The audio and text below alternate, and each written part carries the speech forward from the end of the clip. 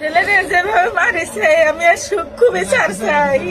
আপনারা এই বিচারটা আমারে করে দেবেন। আমার বাবার এইগুলি মারলো। বাগেরহাটের মোল্লাহাটে পূর্বশত্রুতা ও ফেসবুকে স্ট্যাটাসে হুমকি দেয়ার প্রতিবাদ করায় এক ব্যবসায়ীকে পিটিয়ে গুরুতর আহত করা হয়েছে। বৃহস্পতিবার সন্ধ্যায় উপজেলার গাওলা ইউনিয়নের ঢাকা-খুলনা মহাসড়কের পাশে সোহেল ফিলিং স্টেশনের ভেতরে ঘটনাটি ঘটে।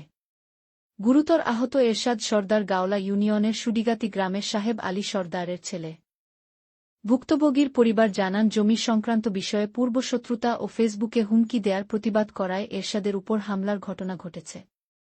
বৃহস্পতিবার সন্ধ্যায় মাছ বিক্রির টাকা নিয়ে আড়তে যাওয়ার পথে সোহেল ফিলিং স্টেশনের সামনে পৌঁছালে পূর্ব পরিকল্পনা অনুযায়ী ফ্যাসিবাদী আওয়ামী লীগ নেতা রেজাউল শেখ, দুলাল শেখ, লিটন শেখ, গোলাম শেখ, মুরাদ শেখ, ফারুক শেখ, জজরুল শেখ সহ ৮-১০ জন তার পথ রোধ করে তাকে টেনে হিঁচড়ে সোহেল ফিলিং স্টেশনের সামনে নিয়ে হত্যার উদ্দেশ্যে হাতুড়ি, লোহার রড, চেন ইত্যাদি দিয়ে এলোপাথারি মারধর শুরু করে।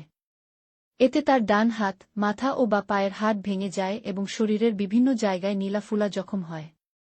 এক পর্যায়ে হামলাকারীরা তাকে মৃত ভেবে ঘটনাস্থল ত্যাগ করলে পথচারী ও এলাকাবাসী তাকে উদ্ধার করে প্রথমে ফকিরহাট উপজেলা স্বাস্থ্য কমপ্লেক্সে নিয়ে যায়।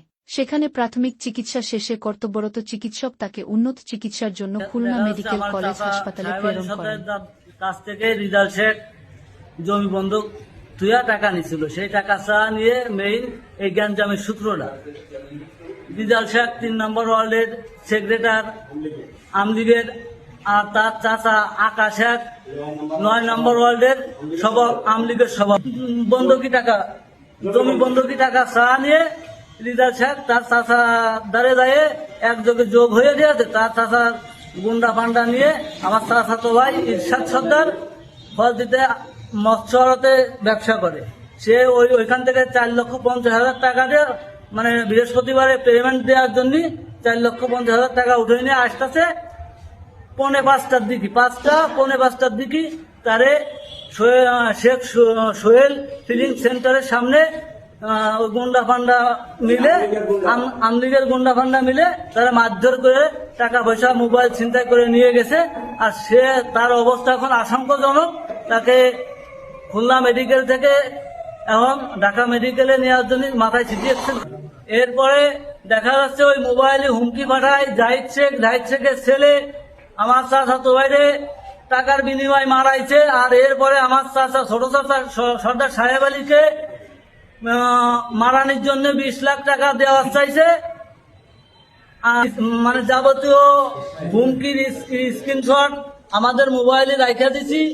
আমলিগ নাই, অথচ আমলিগের আমলেতে মানে ১৬ বছর ধরে আমাদের সাথে এই দুর্ব্যবহার করতেছে। আর এখনো আমাদের সাথে এই ব্যবহার করতেছে কোন ইন্ধনদাতা এগিয়ে সাথে আছে। আমরা এদের সুস্থ বিচার চাই।